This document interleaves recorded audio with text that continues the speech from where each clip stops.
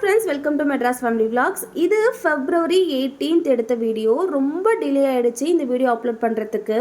February 18th என்னோட தம்பியோட birthday. அவனுக்கு ஒரு சில வேண்டுதல்கள்லாம் இருந்தது. இந்த அன்னதானம் கொடுக்கறது, இந்த மாதிரி ஒரு சில வேண்டுதல்கள் இருந்தது.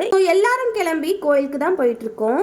ஆல்ரெடி எல்லாருமே முன்னாடி காரில் கிளம்பிட்டாங்க. நானும் அப்பா, அப்பு, பாப்பா மட்டும்தான் இப்போ கொஞ்சம் லேட்டாக போயிட்டுருக்கோம். நாங்கள் லேட்டாக போகிறோம் அப்படிங்கிறதுக்காக முன்னாடி கார்லேயே அன்னதானத்துக்கு தேவையான பொருட்கள் எல்லாமே அதுலேயே அனுப்பி வச்சிட்டோம். பாப்பாவுக்குமே இன்னும் பேர் வைக்கல, வெறுமனே சர்டிஃபிகேட் மட்டும்தான் வாங்கி வச்சுருக்கேன். என்னோட தம்பி கையால் தான் அவளுக்கு பேர் வைக்கணும் அப்படின்ட்டு ஒரு வேண்டுதலும் இருந்தது.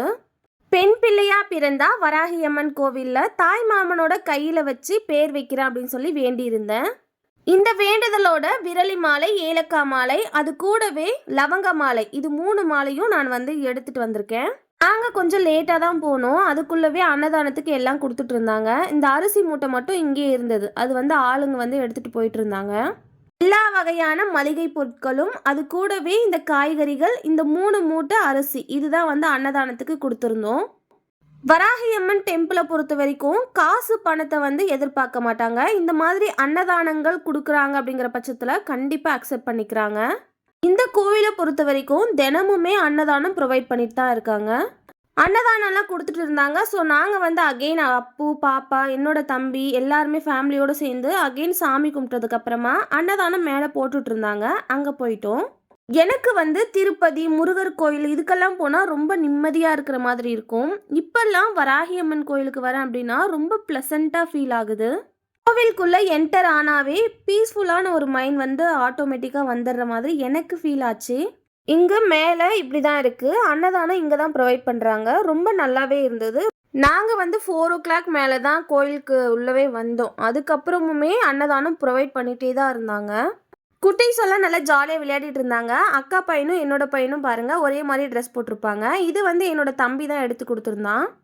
ஸோ எல்லாரும் ஜாலியாக விளையாடிட்டு இருந்தாங்க. அவங்க மாமா கூட ஏறி கீழே இறங்கிட்டு இருக்காங்க. அவங்க மாமா வந்துட்டா எங்களெல்லாம் கண்டுக்கவே மாட்டாங்க 2 பேருமே.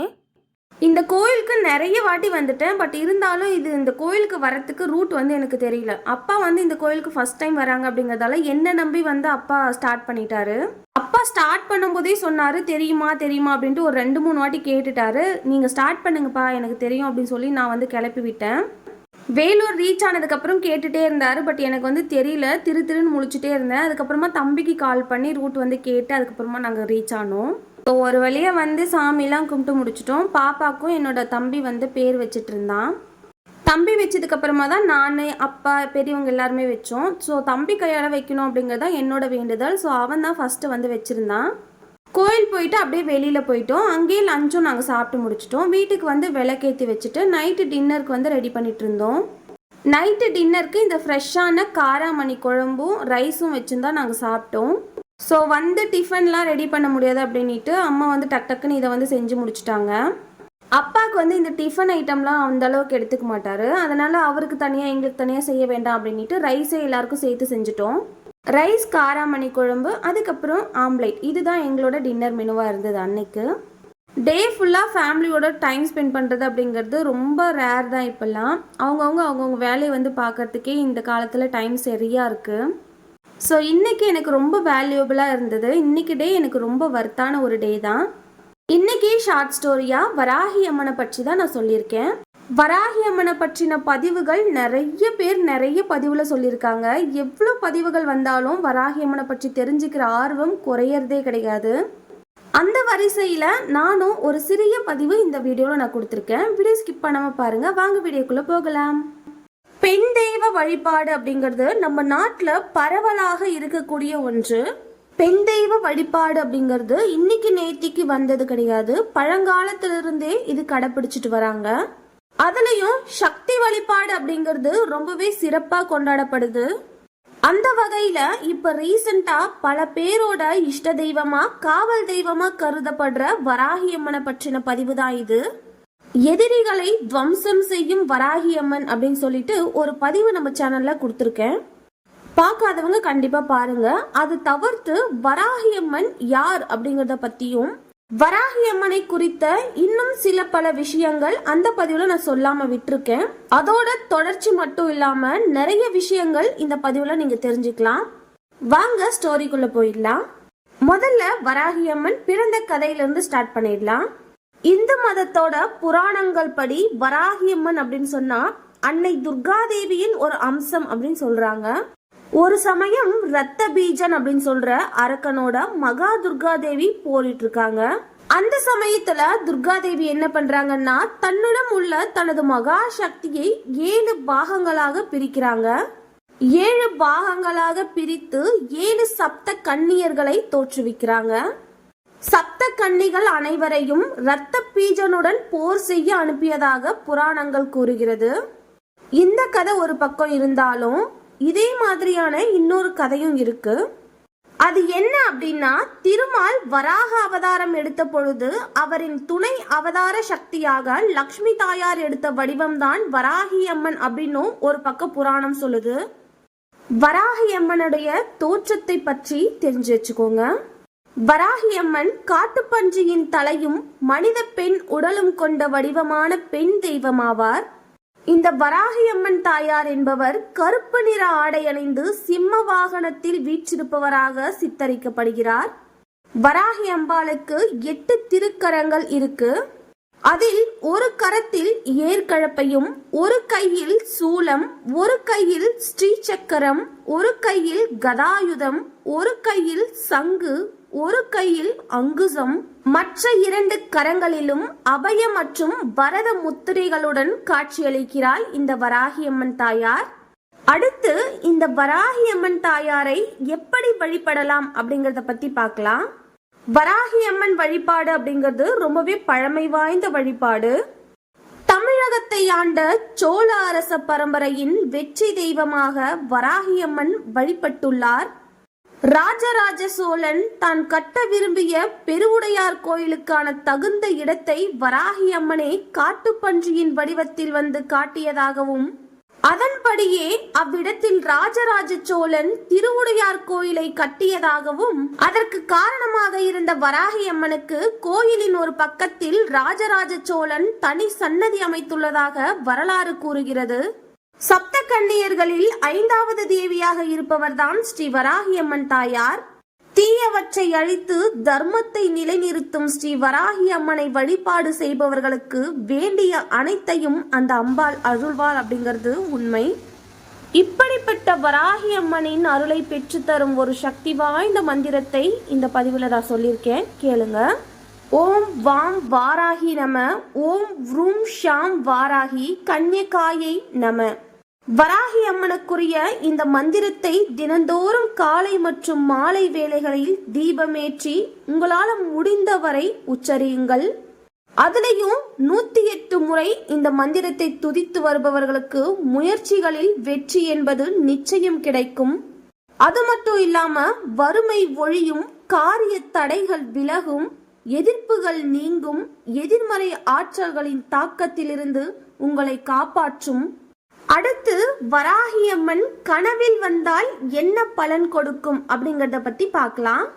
மனிதர்களாக பிறந்த எல்லாருக்குமே கனவு அப்படிங்கிறது பொதுவான ஒரு விஷயம். இந்த மாதிரி ஒரு சிலருக்கு வராகி அம்மன் கனவுல வந்திருப்பாங்க. அப்படி வர பட்சத்துல அதற்கான பலன் என்ன அப்படிங்கறத தெரிஞ்சு வச்சுக்கோங்க. இந்த மாதிரி வராகி அம்மன் கனவுல வராங்க அப்படிங்கிற பட்சத்துல கனவு காணும் நபருக்கு வாழ்க்கையில் தீர்க்க முடியாத பல கஷ்டங்கள் இருப்பதாகவும், அந்த கஷ்டங்கள் அனைத்தும் மிக விரைவிலேயே தீரப்போகிறது அப்படிங்கிற அறிகுறி தான் இந்த கனவு.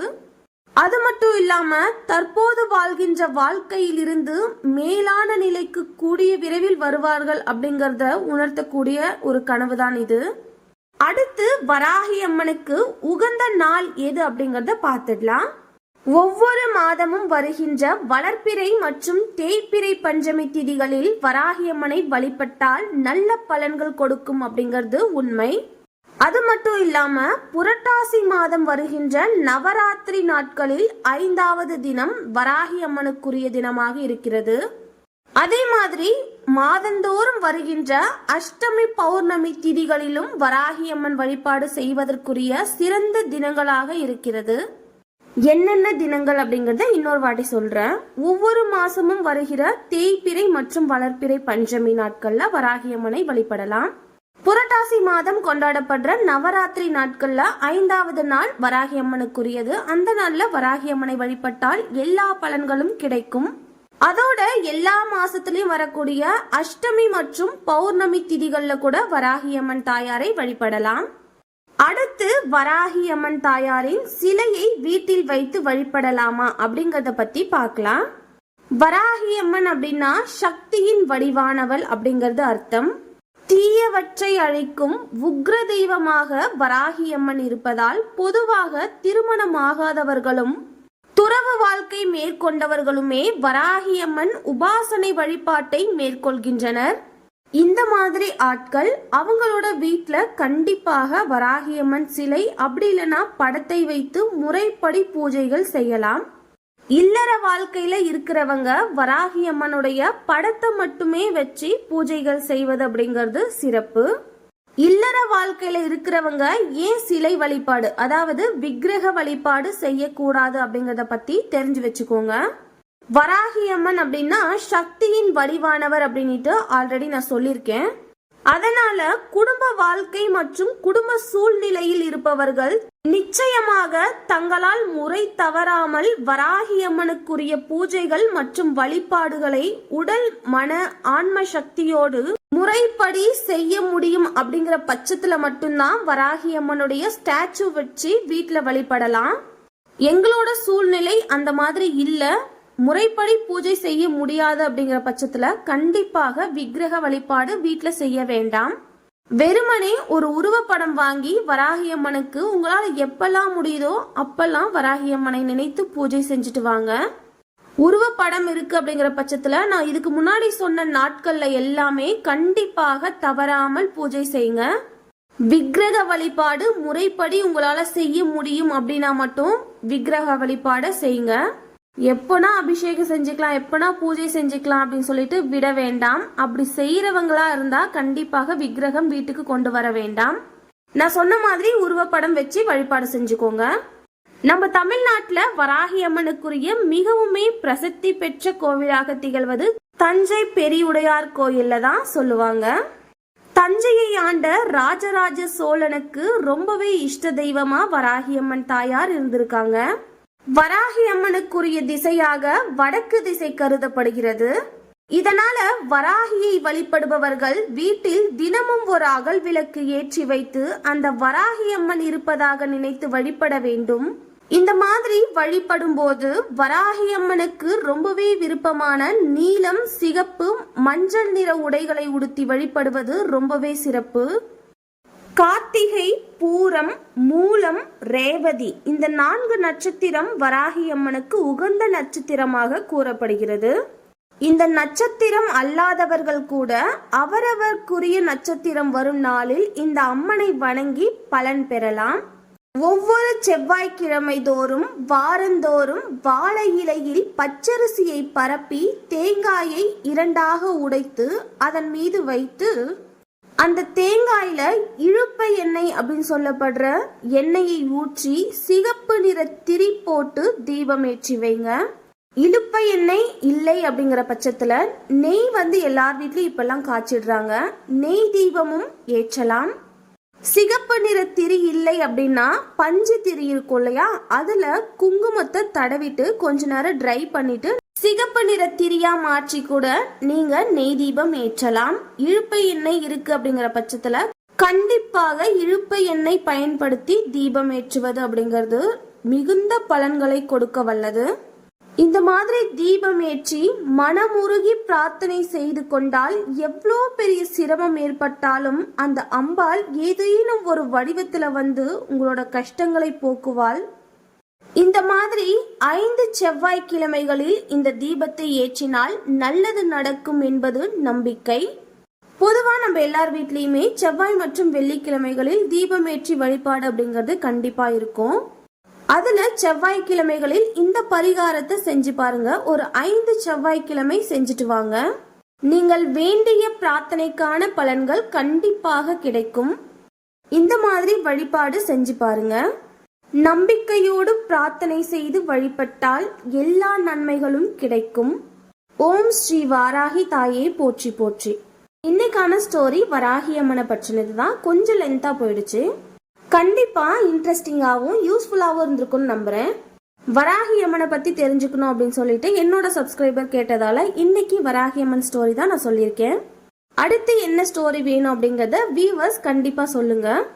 ஸோ அவ்வளோதான். இந்த வீடியோ உங்களுக்கு பிடிச்சிருந்தா லைக் அண்ட் ஷேர் பண்ணிட்டு நம்ம சேனலை சப்ஸ்கிரைப் பண்ணிக்கோங்க. மெட்ராஸ் ஃபேமிலி விலாக்ஸ்க்கு சப்போர்ட் பண்ணுங்க. தேங்க்யூ. நான் சொல்ற இந்த குட்டி குட்டி ஸ்டோரிஸ்லாம் உங்களுக்கு பிடிச்சிருக்கா அப்படிங்கறத கண்டிப்பா கீழே கமெண்ட் செக்ஷன்ல மென்ஷன் பண்ணுங்க. டாடா பாய்.